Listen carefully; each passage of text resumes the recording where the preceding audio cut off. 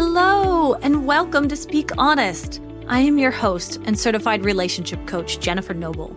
It has been my passion for over a decade to help women like you heal what's been holding you back from having the relationships you deserve.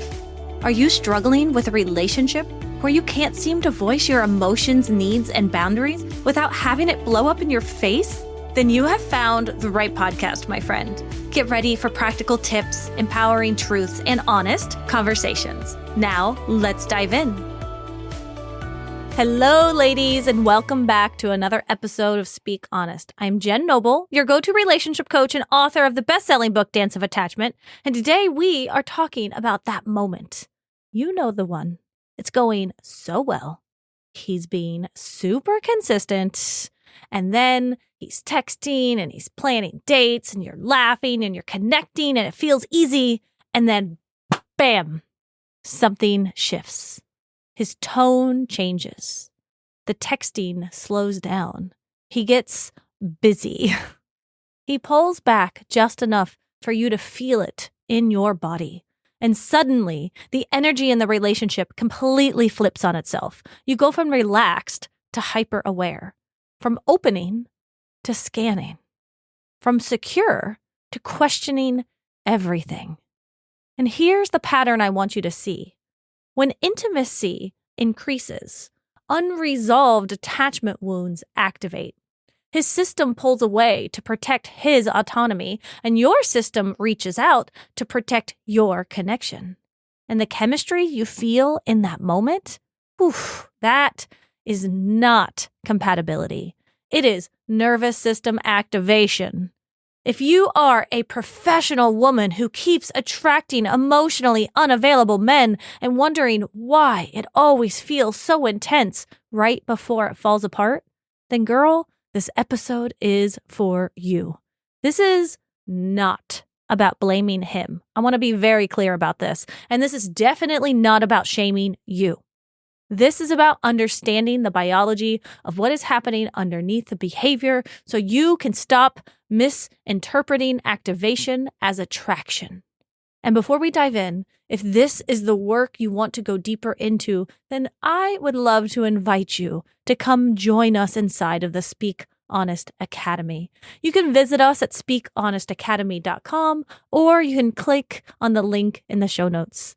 We do live group coaching calls every week and we practice regulation in real time. This is where we work with your actual nervous system, not just your thoughts. So if you're serious about attracting and keeping an emotionally available partner, this is exactly where we build that capacity. Now, let's dive in. Now, here's what we are going to unpack today because this pattern has structure. First, we're going to look at what actually happens in his nervous system when intimacy increases, why everything can feel incredible in the beginning, and then shift the moment connection requires real emotional capacity. And then second, we're going to look at what happens inside when he pulls back. So why your system goes into urgency, why you start scanning, why the attachment can feel stronger the less available he actually becomes. And then third, we're going to talk about the shift that changes everything. How to stop confusing activation with chemistry so you can start choosing men who can stay when it gets real. Because once you understand the biology underneath the behavior, you stop chasing intensity and you start choosing capacity. So now let's start with him, because this pattern is not random at all. See, emotionally unavailable men often feel most comfortable in the early stages of connection. The pursuit stage allows them to engage without being or feeling fully exposed, right? So the flirting, the intensity, the playfulness, the vulnerability, all of that can feel exciting while still being contained. There's chemistry, but there's not yet that deep emotional expectation happening. He can participate in all of these parts of the relationship without feeling responsible for sustaining closeness. In those early phases, he has room. He can lean in and he can step back without any consequences. The connection feels alive to him, but it doesn't yet require consistency or emotional endurance or long-term availability. Are you guys starting to see the difference here? That balance can feel safe to a nervous system that is sensitive to closeness. But, and this is a big but, as intimacy deepens, something starts to change internally. Emotional availability, now it requires sustained openness. It requires remaining present even when vulnerability increases. And for someone whose nervous system associates closeness with pressure or engulfment or a loss of autonomy, like someone with an avoidant attachment style, perhaps, then this deeper connection can begin to register as a risk before he even consciously understands why. The brain's threat detection system activates quickly. The amygdala scans for signs of demand or expectation, and the body shifts into self-protection mode. So for many men with avoidant attachment or with a disorganized attachment pattern that leans avoidant, creating space becomes how they regulate. It's how they feel safe. Distance lowers the internal intensity that the closeness triggered in the first place. So what does that actually look like in real life? Well, this is when he stops texting you as much. Maybe he says he'll call, but then suddenly something comes up at work. Maybe you missed a weekend to hang out and honestly, he doesn't really seem to mind. Or he went from showering you with flowers and kisses to barely remembering to even text you good morning. See, his emotional availability is becoming less and less and less, and he won't be able to articulate why he feels off because he doesn't know. The more you push him to explain his emotional unavailability in that moment, the more he pulls away. What's happening, though, is his system is trying as hard as it can to stabilize itself by creating space. But while he's creating space, this is when your attachment system gets activated. See, when someone you are investing in starts to pull back, your nervous system does not interpret that as neutral. It's not calmly thinking, oh, this is fine. He must just be regulating himself. Everything is okay. It registers a massive change of uncertainty. And for someone whose system is sensitive to inconsistency and change, especially someone with an anxious attachment pattern, then that shift can register as a threat. Research in relational neuroscience shows that when attachment bonds feel unstable, the amygdala actually increases its monitoring activity. So your brain begins scanning for danger cues. Stress chemistry rises because the body is preparing to restore connection. What happens next, though, is so powerful. Your brain moves into pattern detection mode. It wants an explanation, and by golly, it is going to get it. It wants to close the loop. If you've ever heard of the term hypervigilance, this is the moment it activates. You start thinking, he texted less today than yesterday. What changed? What does that mean? What is he thinking? What is he doing? And you start noticing his texting patterns. You're counting the minutes between his replies. You're aware of how long it's been since he last called. You are paying attention to the exact words he is using. Whether there is a heart emoji or just a period at the end of that text, you, girl, are looking for meaning in the smallest details because your system is trying to reduce the uncertainty it is experiencing. And if you don't know the reason, then your system starts to just make shit up based on what it actually believes is true. So if somewhere in your nervous system wiring, you carry the belief that you are annoying or difficult or too much, those stories will be the first to rise. You're going to start thinking, maybe I texted too much. Maybe I shouldn't need a date every Saturday. Maybe I'm too much. Maybe asking to be exclusive was unfair to him and it makes me annoying. Maybe I just need to lean back and be more flexible because I'm so difficult and unlikable. Those thoughts, they loop, they repeat, they ruminate and they escalate, and the looping itself is exhausting. And this is not just overthinking.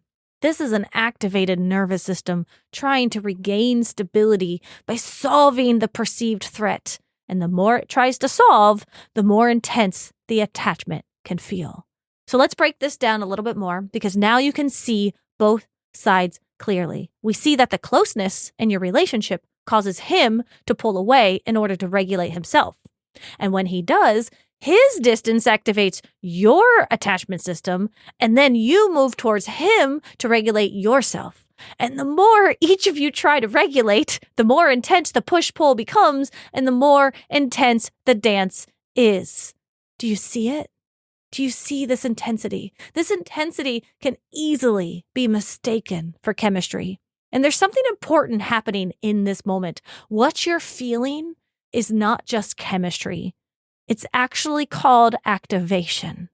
When his tone shifts or he pulls back, your body responds before your mind can even organize the story. The amygdala moves quick. It scans for threats, and distance from someone you're bonding with can register as a potential loss. So your nervous system mobilizes. Your thoughts speed up.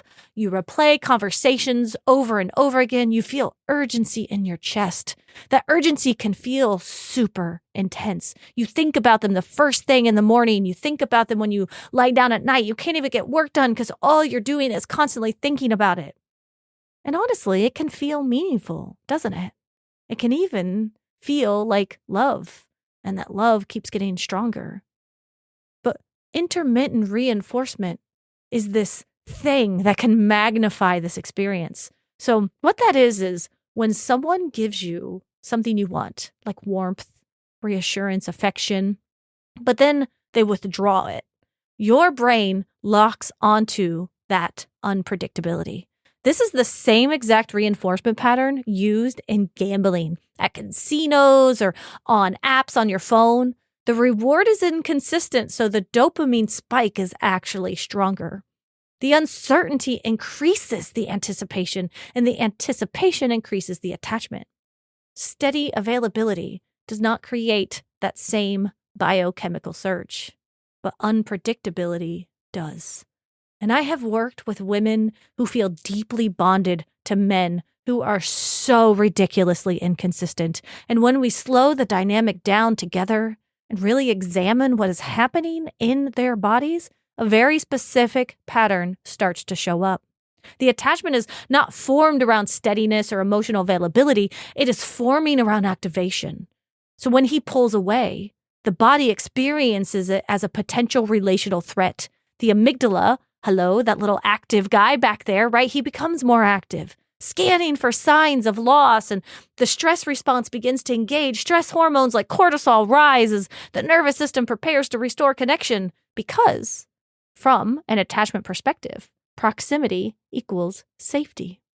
Then, when he comes back with warmth and affection and reassurance, there is a noticeable physiological shift. The nervous system moves out of mobilization and into relief. Dopamine activity increases, particularly because the reward was uncertain. And neuroscience has consistently shown that unpredictable rewards create stronger dopamine responses than predictable ones. This is the same reinforcement patterns in gambling. It's so compelling. And when the brain does not know when the next reward is coming, anticipation heightens the response and the eventual reward feels amplified. Now, in relational terms, when warmth follows distance, the drop from anxiety into relief can feel dramatic. The body moves from braced to soothed, from scanning to settled. And that swing in state can feel magnetic and meaningful because the contrast is so sharp. The greater the tension beforehand, the greater the release afterwards. And that contrast, it can easily be interpreted as chemistry. What feels like intense bonding is often the nervous system recalibrating after perceived threat. When you understand this process, you begin to see that the attachment may be forming around activation followed by relief, rather than around stability followed by safety. And that awareness changes how you interpret this intensity. So now that you can see the dance clearly, you don't have to internalize it. You don't have to assume that the spike means soulmates or that the pullback means you did something wrong. You can see it for what it is. It's just two nervous systems reacting to intimacy in different ways. And once you see that, like seriously see it, then the power shifts. Instead of asking how to get him back, you can start asking whether he has the capacity to stay where you need him. Because the love you're looking for, girl, it is not built on activation and relief. It is built on steadiness and security. And steadiness is not loud, but it lasts. Thank you for spending this time with me today. Now, if this episode hit something real in you, that is your nervous system recognizing a pattern that is ready for shifting. And if you want support with that shift, then I want to invite you to join us inside of the Speak Honest Academy. This is where we practice all of this in real time. We do live group coaching calls where you can bring your actual situations to me. And yes, I'm actually in there every single time. I am in there answering your questions. I know so many other programs out there that are helping with attachment systems. They aren't offering you that one-on-one coaching that you deserve. And inside of the Academy, that is the one thing I make sure we always have. Because healing starts when we can learn to feel safe with others. So if you want to heal your attachment style, do it in a container that gives you that specialized coaching. Not just another program or another course that you have to do on your own and watch from afar as a facilitator talks at you. Inside of the Academy, we work on regulation skills so that when someone does pull away, you are not hijacked by your urgency. We strengthen your ability to attract and keep emotionally available partners by building the internal safety that allows you to stop chasing unpredictability. And you can join us by going to speakhonestacademy.com, or you can click on the link in the show notes. And because I understand what it's like to not know if something is right for me or not, and I hate wasting my time and money on something else I have to try, I do want to offer you a free trial. So use the code SECURESTART, all one word, when you sign up, and try us out for a little while just to see if the Speak Honest Academy is the right place for you to finally feel safe, seen, and secure in your relationships. All right, everyone, that's it for this week. I will speak with you all next time. Take care. As we wrap up today's conversation, always remember that healing is a journey, not a destination. And it is an honor to be a part of your healing journey. If you want to dig deeper into the topics we covered today, be sure to head over to our show notes where you can find all of the valuable information mentioned in today's episode right there. And please remember to rate, review, and subscribe if you enjoyed today's podcast. Your feedback means the world to us and helps others discover our podcast. Until next time, remember to speak up and speak honest.